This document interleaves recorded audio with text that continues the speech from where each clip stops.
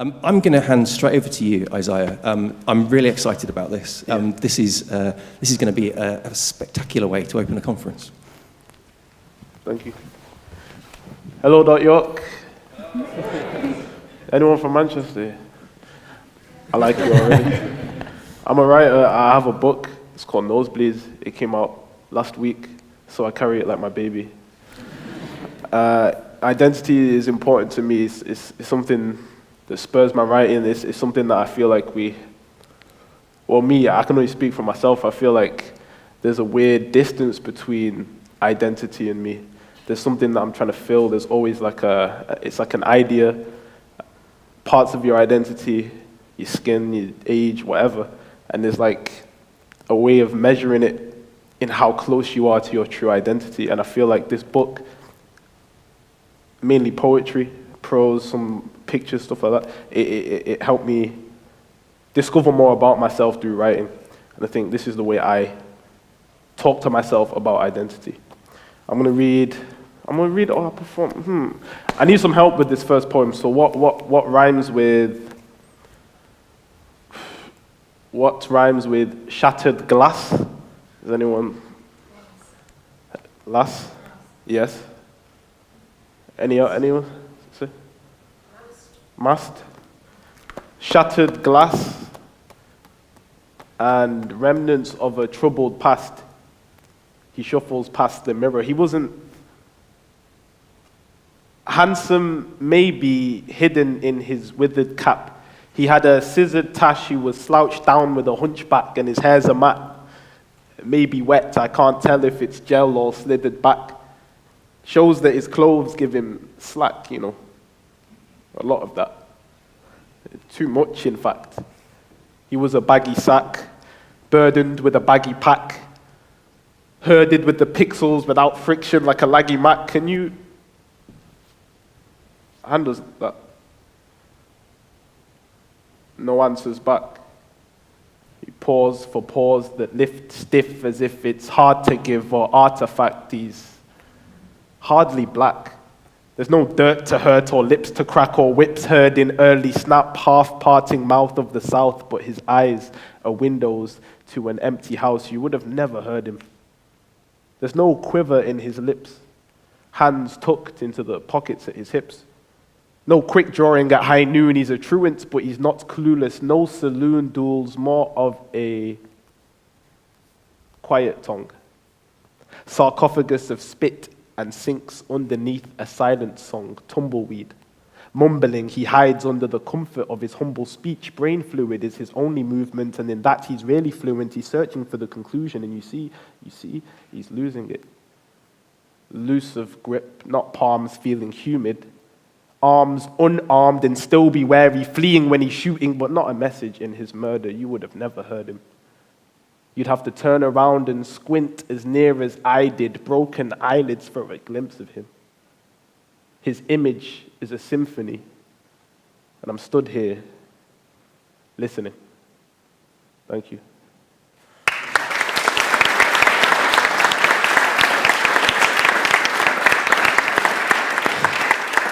So, I'm Isaiah. I'm 21. I started writing when I was about 10, 11. I went to this group in Manchester called Young Identity, and it started by Shirley May, great poet, and a mentor to me.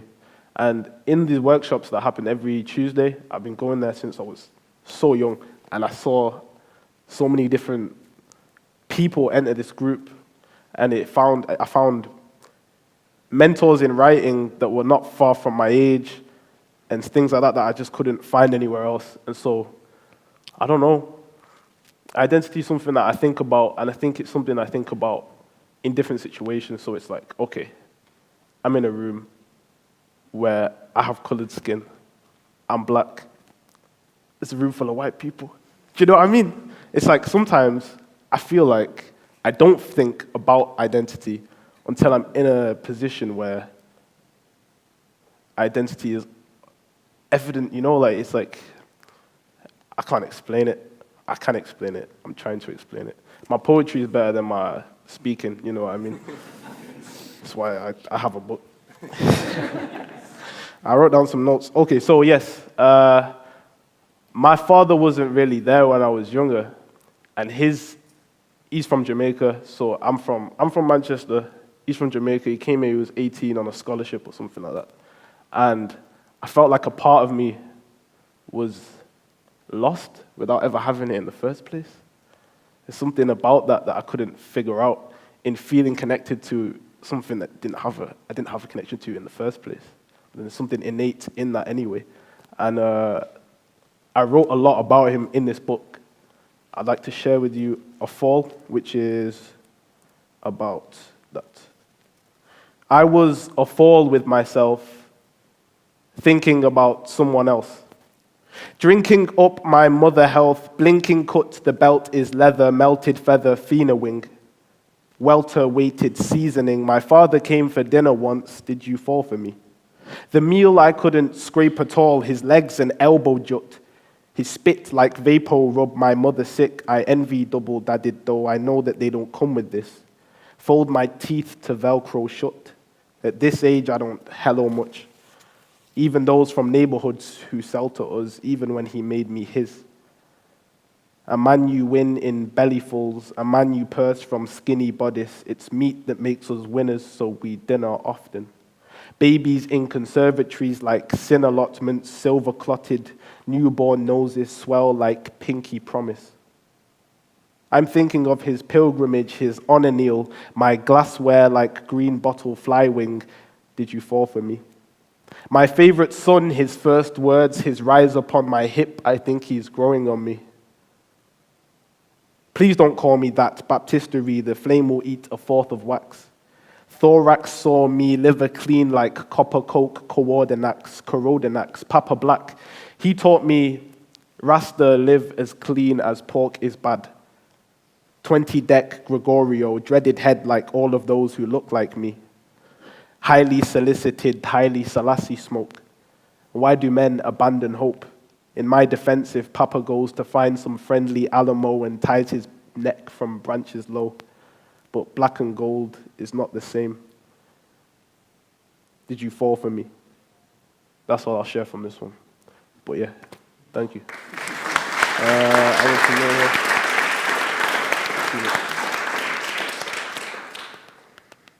I'm from Old Trafford. I don't support football. Don't ask me about football. I don't care about football. I'm from Old Trafford, and it's changing rapidly. A lot of places in Manchester, such as Hume, Fallowfield, different boroughs, are being massively changed by either student villages or co-ops and things like that. And I felt like the identity of Old Trafford, where I'm from, and I've always grown up in, I didn't think about it as much, or I didn't feel as patriotic to just a borough as much as when it was being changed. And I feel like that is important. I feel like that was just something that stuck out to me. So I have this poem called Free OT, and it was it's like a time capsule for me and my little sister who's growing up now. As Old Trafford is changing, I try to encapsulate what it is, what Old Trafford is to me and what I remember it, if that makes sense. Try to bottle some of its identity. So, Free OT. Government welcomes you, Old Trafford. The young sing murder of Blue Jays, sat elderly outside TV shops watch static. Corner store sells itself, stomachless for me, weather slowly dies, purple moon absolutes, barbed wire squirrels grey, Neruda cries, mud bath blue, salmon crawl upstream to hear me bootleg poetry. $20 says high school bully dies praying to dis. May paints Mother Teresa, swallows fly overhead. Wingless and whole, her back to the drawing board of art. Discobolus weeps saxophony. Men lose knucklebone. The streets are amok with Ravenhead. Lust is illiterate. Pretty, dark-haired women powdered geisha white. Edo province shogun feeds blind writers through slats under door. Glassed Pinot Noir orders the lobster. Bogart thumbs matchstick and music plays. 8 gold rings learns to walk over the phone. Canaanite teaches Raphaelite papier-mâché love. Likeable tulips wilt in Seymour Park. Wally pub fingers St. John's Church. On the 86, Old Trafford Bakery draws back bow, hunting the Seahawk Lounge, laces its own drink. 3 legs of man makes M&M's juk Hong Kong chippy, annexed by Very Tasty, who piano wires cool country's neck. Kariba counts coin, Moscare housing massacres wheelhouse flats. Loretto college student dies on Upper Charlton Road where I grew up. Huey Long skips jury duty. Fritz Kubiak sells tea tree oil to aged teens. Slim Goofy stance lands weak shove it, and pizza joint breeds gap year bastard again and again. Thank you. English. Okay. Hello.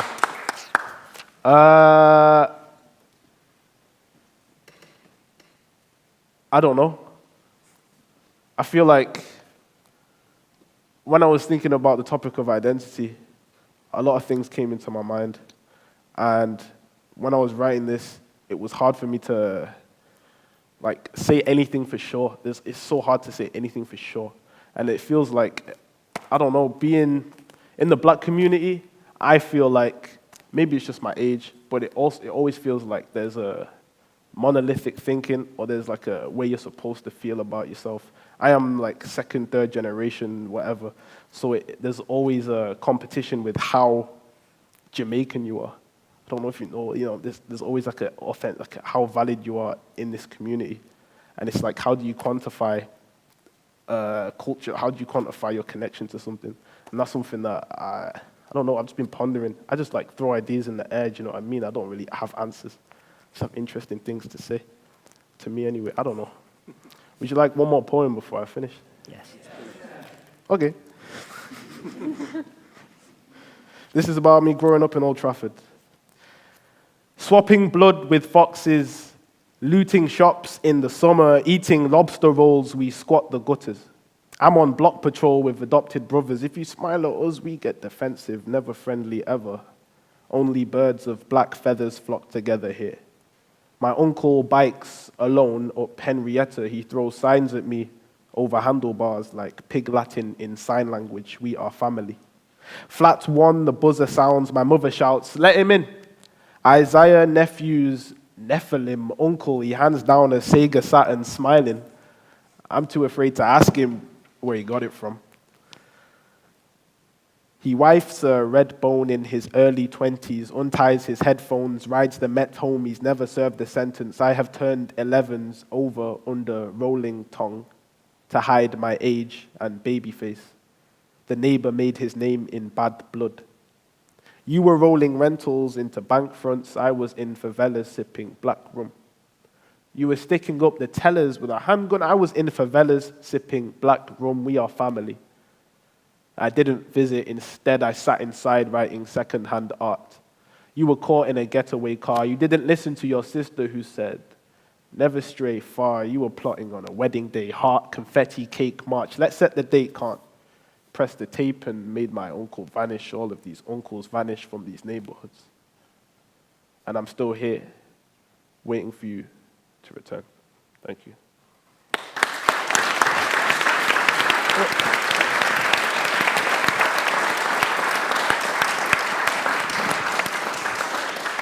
Thank you so much for breaking the topic wide open so eloquently, first of all. I want to talk a little bit about the language itself and then come on to identity. Yes. Really just because of the way you delivered it, I could see the rhythm working in your head and through your body and obviously in the sounds of the language. Does the rhythm dictate what the words are, or does the rhythm reveal itself from the language? Which comes first? It's definitely both. It's definitely a bit of both. Sometimes the rhythm does dictate the words, the word usage, or the syllable count, and other times it is the words that do the opposite. Do you know what I mean? So it's the conversation between the two for sure. Yeah. It works so well from a performance angle, as well as from the language itself. Thank you very much.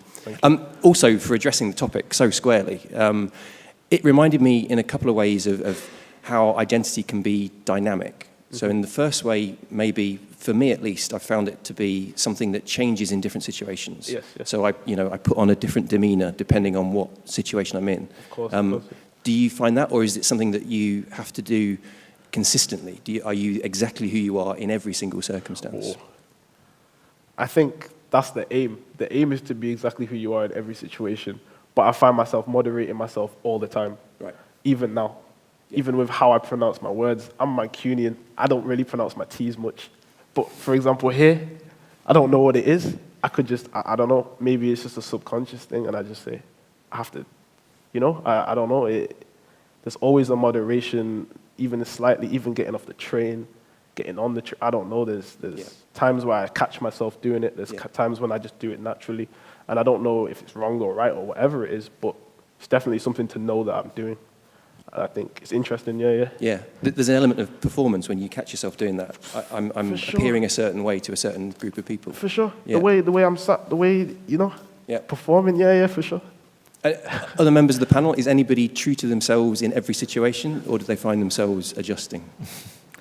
Very much with the accent. I have a East Midlands accent, and it's strangely nasal in my case as well. I didn't want to be a speaker with this, but I tend to tune it a little bit. But I realize halfway through a sentence, or as I'm starting to speak to somebody, I'm like, oh, I'm doing it again. Yes. And am I being true to myself? I don't know. There's lots of cases like that, right? Getting on trains and things, and yeah. So are you moderating your identity for other people, your impact on them?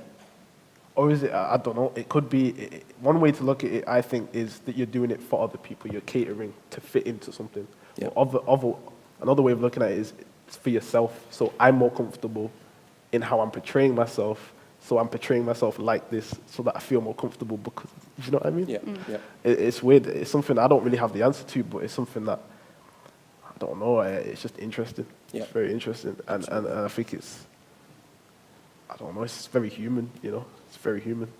The other aspect of dynamic identity that I was reminded of, you were talking about place an awful lot, Old Trafford in particular. Yes. Places change over time, and it's kind of controversial. Is the identity of a place something that we need to defend and enshrine as the past, or can it be a dynamic, evolving thing? With heritage in different countries as well, how do you bring all those things together? Do we have to fight to preserve something that was, or is it okay to let things fade away and become something new? Yeah. I got very defensive when I saw Old Trafford changing, and it made me suddenly protective where I wasn't before. Maybe I was complacent. I was just like, oh, it's going to stay like this forever. And I was just being naive because everywhere changes. And I spoke to people who were there before me, people on my road, and they said the same thing, but it had changed before I was even born. So it's something that I had to realize, I had to kind of let go of. Yeah. And in my art, I can do things like cement and keep things. Yeah. But it's just part of life. It's definitely part of life. Things change all the time. It's changing right now. Do you know what I mean? And so it's not something for me to protect. It doesn't need a protector. It has to grow and it has to change. Okay. And it's just me. It was me learning that along the way. So your work is one of the ways, an outlet for that kind of preservation. You can say this was a moment in time and encapsulate it, and then let it evolve and move on. Yes. I was curious about that part because you see places change and get gentrified, and the neighborhood I live in has changed in a good way. It's become a community because it's become a Pakistani community. I've seen that happen around me. It's got safer. It stands for something, and I don't always think about me in it. I think about it. So when you're documenting, a lot of your poetry and your words are about you and your identity, and then are you stepping to one side to let Old Trafford be the focus? Do you remove your personality from it a little bit, or is it always you? If you see what I mean. I know what you mean. Like to look at. Do you have to be a spokesman for Old Trafford in some way and document it, and have to take yourself out of that? Yes, I do have to kind of separate myself, but I feel like I find it hard to, because I'm so biased to it. So it's like, like you just said about it being safer. So like if a place it's just not how I remember it. But I have to. But that's the hard part of separating myself from it. It's like, it's safer now. It's this now. It's this, and it is going for the better. But it's like, but it used to be mine. Yeah. And I get all protective over it. But and memories are really powerful, right? And you carry those with you, and you think about those when you put those words together. Yeah. A lot of the places that I reference in the point, the Seahawk Lounge and Kariba, these places are not there anymore, and so it is that is me in it, because they're not there anymore. Do you know what I mean? Yeah. So it's a struggle. It's both. I feel like it's like a distancing myself and then a bringing close to myself. But that's a really brilliant thing to play with, I suppose, is like how you fit in and out of that. Yeah. Definitely. Yeah. Thank you. And I need to sit down with the poems for a lot longer and unpick them. But fantastic. Oh, just before we finish, because I'm certainly very curious. I bet there are members of the audience are too. You're a professional artist. That's a tough gig. I've never been called that before in my life. Professional artist. Okay. Yeah, I am. What's it like to write poetry? I mean, that's such a rare discipline in itself. But to be living off that, even to some extent, is an impressive feat. What's your day-to-day like? Oh man, sometimes it's this. Sometimes I wake up at 4, and I just read and I write more. There isn't really a timetable for me, which is a good thing and a bad thing. I left college and I just took this as I just prioritized this over everything else after that, and it took me a long time to do that, but here I am, and I feel like it's got me places. What is it like? It's weird. It's uncomfortable. It's hard, money-wise, whatever. But we're not here to talk about my money or in my pocket. But, and I've never been called a professional artist, so thank you for that. You certainly are. No, thank you for having me. And thank you for making the sacrifice to focus on this, because it's certainly a lot of value for all of us. So thanks again, Isaiah. Thank you. Thank you.